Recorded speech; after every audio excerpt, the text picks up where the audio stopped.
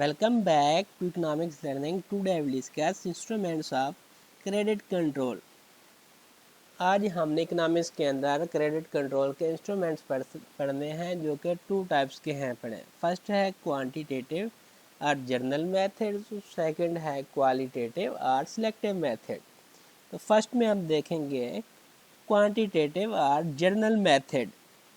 इसके अंदर जो बैंकिंग सिस्टम है उसमें क्रेडिट के जो टोटल वॉल्यूम है उसको मुतासर करने के लिए जो सेंट्रल बैंक होता है ना उसके ज़रिए जो यूज़ किए जाने वाले मेथड्स हैं इसके इस्तेमाल की परवाह किए बगैर क्रेडिट कंट्रोल के मिकदारी या अमूमी तरीके ये कहलाते हैं जो क्वांटिटेटिव और जनरल मेथड कहलाते हैं. ये जो तरीके हैं इनमें पूरी मुआशत जो इकनॉमी है ना उसके मालियाती शोबे के जो क्रेडिट देने की सलाहियत है ना उसको मुनज़्ज़म करते हैं. मतलब एबिलिटी होती है फाइनेंशियल सेक्टर को ना रेगुलेट करने की. तो इसके और जो मैशियत है ना कि मुख्तलिफ जो शोबे हैं इसमें फ़र्क नहीं करते हैं. क्रेडिट कंट्रोल के अहम जो मिकदारी तरीके हैं पड़े ना जो क्वांटिटेटिव मेथड हैं पड़े जनरल मेथड हैं पड़े. फर्स्ट है banking rate, open market operation और लास्ट पे आता है कैश रिजर्व रेशो. तो फर्स्ट वाला हम डिस्कस करेंगे बैंक रेट पॉलिसी जो है पड़े इसकी. बैंक रेट पॉलिसी जो है ना क्रेडिट कंट्रोल का जो है ना ओल्ड मेथड है पड़ा जिसके ज़रिए जो मरकज़ी बैंक है इस्तेमाल करता है मेथड जो कि क्रेडिट कंट्रोल करने के लिए बैंक रेट के ज़रिए. बैंक रेट का जो डिस्काउंट रेट की वो शरह है जिस पर एक जो मरकज़ी बैंक है ना first class bills of exchange में रियायत के लिए तैयार होता है.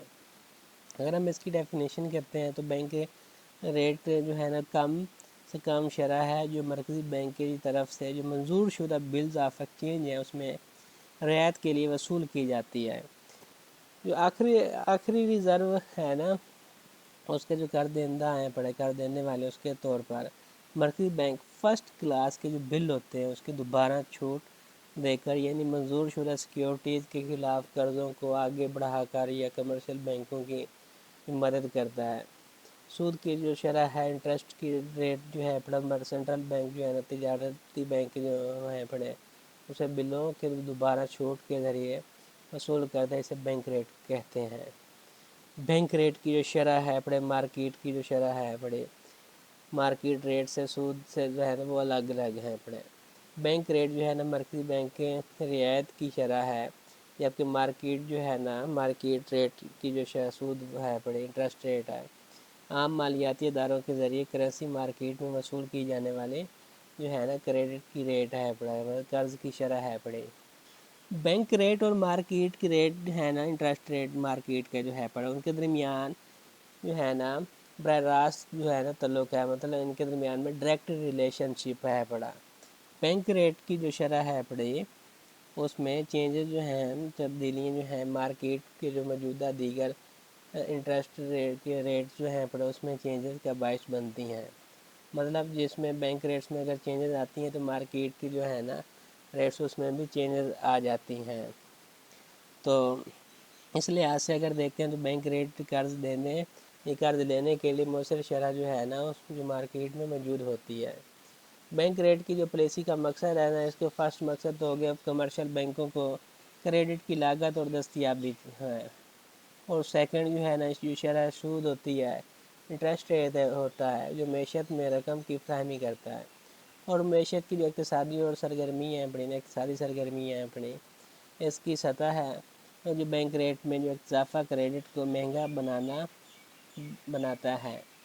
कर्ज़ का जो हुजम है पड़ा टोटल जो क्रेडिट है कम करता है. माशी एक्टिविटी जो है पड़ी उसमें हौसला शिकनी करता है और मैशत में जो प्राइस है उसकी सतह को नीचे लाता है. इस तरह अगर देखते हैं जो बैंक रेट है उसमें कमी से जो कर्ज़ सस्ता होता है तो कर्ज़ों के जो वॉल्यूम है पड़ा उसमें भी इजाफा होता है. वॉल्यूम में भी इंक्रीजमेंट आता है. जो ताजर होते हैं ट्रेडर्स होते हैं उसको कर्ज़ लेने और जो सरमायाकारी है उस करने की तरगीब मिलती है और माशी एक्टिविटीज़ की सतह जो है लेवल है उसमें जो कीमत है प्राइस है उसकी सतह में भी इजाफा होता है. नेक्स्ट पार्ट हम देखते हैं जो सेकंड नंबर है ओपन मार्केट ऑपरेशन है. बैंक रेट पॉलिसी जो है उसकी खामियों के पेश नज़र ओपन मार्केट ऑपरेशन की जो है ना ये डेवलपमेंट है. सरकारी सिक्योरिटीज़ और दीगर क्रेडिट आलात की ओपन मार्केट में जो है ना सेल एंड परचेज़ है. ایک اضافی ہے اور کسی حد تک جو ہے نا سینٹرل بینک کی جو پالیسی ہوتی ہے اس کے متبادل جو ہے نا اعلی کے طور پر یہ ایک منطقی قدم ہے پڑا۔ اوپن مارکیٹ آپریشن کا حوالہ جو ہے نا سینٹرل بینک کے ذریعے کرنسی مارکیٹ میں سیکیورٹیز کی جان بوجھ کر اور براہ راست جو ہے نا خرید و فروخت ہے پڑی۔ اگر اس کو مزید دیکھتے ہیں تو اوپن مارکیٹ آپریشن کا جو حوالہ ہے نا کرنسی مارکیٹ میں جو مرکزی بینک ہیں پڑے اس کی جانب سے سرکاری سیکیورٹیز ہوتی ہیں، گورنمنٹ سیکیورٹیز ہوتی ہیں، ان کی جو ہے سیل اینڈ پرچیز ہے۔ وسیع مہینے میں اگر دیکھتے ہیں تو کھلی منڈی جو اوپن مارکیٹس ہیں پڑے اس کے کارروائیوں کا مطلب ہے کہ مرکزی بینک کی طرف سے کسی بھی قسم کے اہل کا خرید و فروخت ہے پڑی، جیسے کہ گورنمنٹ سیکیورٹیز ہو گئی، بل ہو گیا، یعنی جی خدشات کی سیکیورٹیز وغیرہ شامل ہیں اس کے اندر۔ اور لاسٹ پہ آتا ہے کیش ریزرو ریشو۔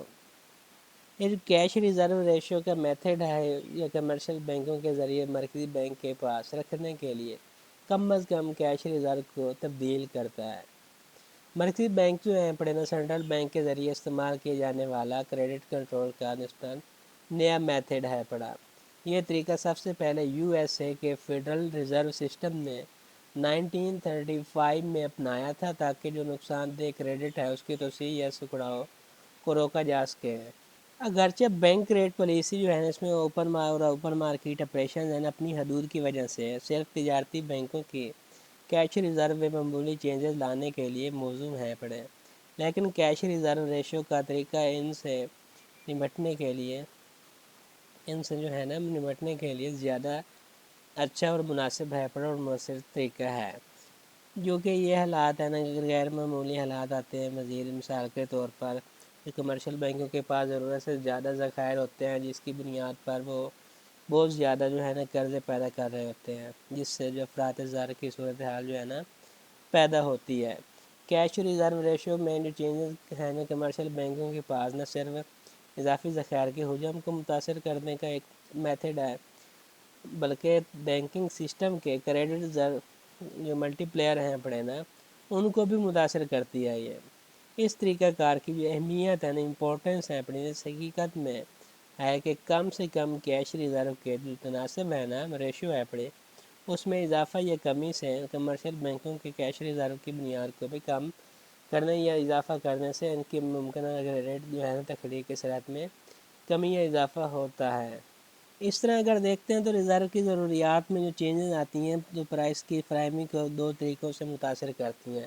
ایک یہ ہو گیا کہ اضافی ذخائر کی سطح کو چینج کر دیا، دوسرا یہ ہو گیا کریڈٹ ملٹی پلیئر کو چینج کر دیا۔ اس میں اگر لیٹ کریں تو کمرشل بینک جو ہے نا اپنے کیش ریزرو کا 10% مرکزی بینک جو ہے نا سینٹرل بینک کے پاس رکھتا ہے۔ اس کا مطلب یہ ہو کہ 100 روپے جمع کرنے کے لیے انہیں 10 روپے جو ہے نا ذخائر کرنا ہوں گے، اور کریڈٹ ضرب جو ملٹی پلیئر ہے نا اس کا 10% ہے، یعنی 1/10۔ اگر ڈیفلیشن کو روکنے کے لیے جو مرکزی بینک ہے سینٹرل بینک ہے اس نے کیش ریزرو ریشو کو 10 سے بڑھا کر 12% جو ہے نا وہ کر دیا ہے۔ کیش ریزرو ریشو کا اضافے کا نتیجے میں جو ہے نا کمرشل بینکس ہیں ان کو 10 روپے کی بجائے 12% 12 روپے یعنی 12 روپیز کا زیادہ کیش ریزرو برقرار رکھنا ہوگا۔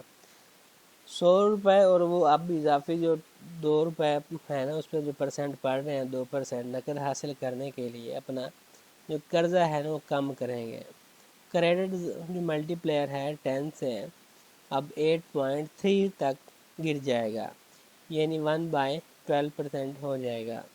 دوسری طرف اگر دیکھتے ہیں ڈیفلیشن ہے نا اس کو روکنے کے لیے سینٹرل بینک ہے نا کیش ریزرو ریشو کو 10% سے کم کر کے 8% کر سکتا ہے، اور اس طرح کے جو کمرشل بینکس ہیں اس کو 2% جو ہے نا اضافی کیش ریزرو دستیاب کر سکتے ہیں جس سے وہ کریڈٹ بڑھانے کے لیے استعمال کرتے ہیں۔ پھر کریڈٹ جو ملٹی پلیئر ہے 10 سے بڑھ کر 12.5 پہ ہو جائے گا۔ اب بات کرتے ہیں اس کی سیکنڈ میتھڈ کی جو کہ کوالٹیٹیو اور سلیکٹیو میتھڈ ہے پڑا۔ تو اس کا اندر جو ہے نا جو مخصوص جو پرٹیکولر ڈائریکشن ہوتی ہیں نا اکنامی کی اس کو جو کریڈٹ کا فلو ہے نا اس کو ریگولیٹ کرنے کے لیے جو سینٹرل بینک ہے اس کے ذریعے استعمال کیے جانے والے میتھڈ کو کریڈٹ کنٹرول کے قابلیت یا جو اس کا سلیکٹو میتھڈ ہے کہا جاتا ہے۔ جو کوانٹیٹیو میتھڈ ہے نا، اس کے برعکس جو کریڈٹ ہے نا، اس کے جو ٹوٹل والیوم ہے نا اس کو متاثر کرتے ہیں۔ معیار کے جو میتھڈ ہیں پڑھے نا، جو کوالٹیٹیو میتھڈ ہیں پڑھے نا، ان کی جو اقسام ہیں پڑھے ورائٹیز ہیں پڑھے، اس کو متاثر کرتے ہیں جو کمرشل بینکوں کے ذریعے بڑھائے جاتے ہیں۔ وہ معیشت میں کریڈٹ کے سائز کی بجائے ساخت کو متاثر کرتے ہیں۔ تو اس کے چند ایک جو ہے نا میتھڈز ہیں پڑھے جو کہ کریڈٹ کنٹرول کر رہے ہوتے ہیں۔ تو فرسٹ میں ہم دیکھیں گے مارجنل ریکوائرمنٹس۔ اس کے اندر نا جو سیکیورٹیز ہوتی ہیں جو کریڈٹ پر معمولی ضروریات کو منظم کرنے کا میتھڈ ہیں، سب سے پہلے یو ایس اے میں سیکیورٹیز ایکسچینج ایکٹ 1934 کے تحت استعمال کیا گیا تھا۔ معمولی ضروریات پر کنٹرول کا مطلب ہے کہ نتیجے کے ادائیگیوں پر کنٹرول جو کریڈٹ پر سیکیورٹیز خریدنے میں کی جانے چاہیے۔ معمولی ضروریات جو تھیں نا نیڈز تھیں، اس کی سیکیورٹی کی مارکیٹ ویلیو اور اس کے زیادہ سے زیادہ جو کریڈٹ تھی اس کی جو پرائس ہے کے درمیان میں فرق آتا ہے۔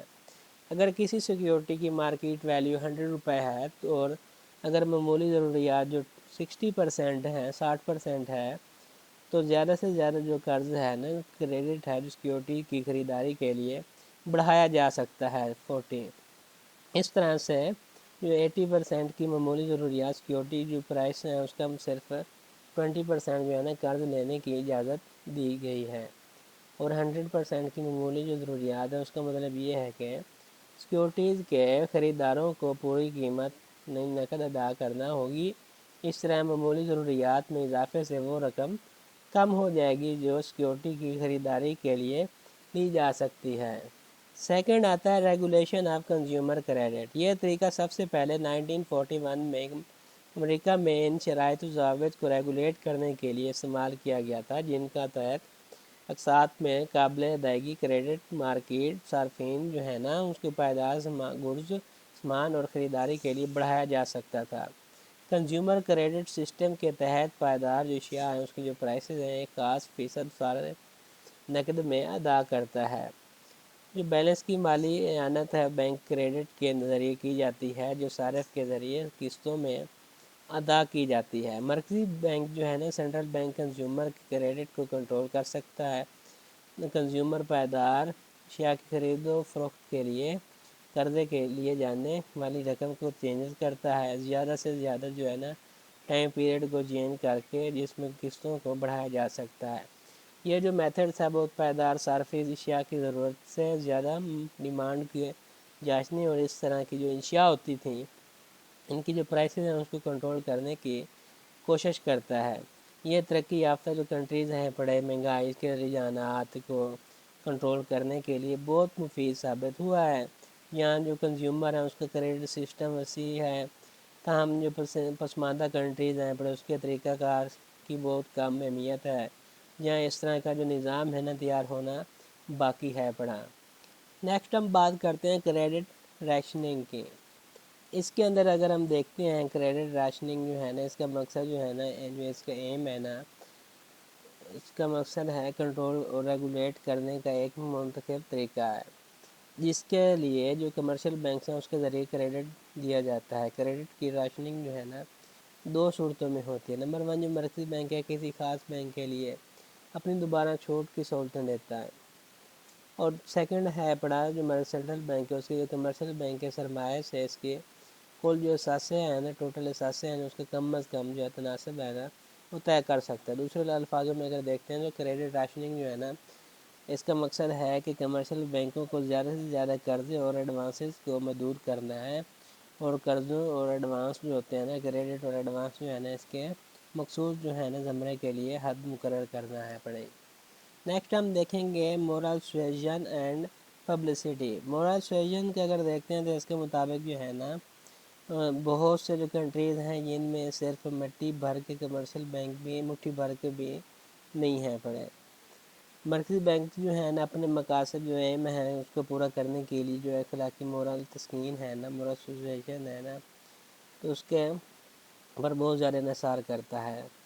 اگر اس کا دیکھتے ہیں جو تجارتی بینکس ہیں اس کو مشورہ دینا ہے یا اپلائی کرنا ہے یا اپلیکیشن دینا ہے اور اس قابل فائل کرنا ہے کہ وہ مرکزی بینک جو ہے نا اس کے ساتھ اس کے عمومی مانیٹری پالیسی کی نافذ کرنے میں تعاون کریں۔ اس طریقہ کار کے ذریعے نا جو سینٹرل بینک ہے نا تجارتی بینکوں کو اپنی پالیسیوں پر عمل کرنے کے لیے محض اپنے جو ہے نا مورل سویجن ہے نا اس پہ رسوخ کا استعمال کرتا ہے۔ مثال کے طور پر سینٹرل بینک جو ہے تجارتی بینکوں سے درخواست کرتا ہے کہ وہ اپنے کیاسرائی کے مقاصد کے لیے قرضہ نہ دیں۔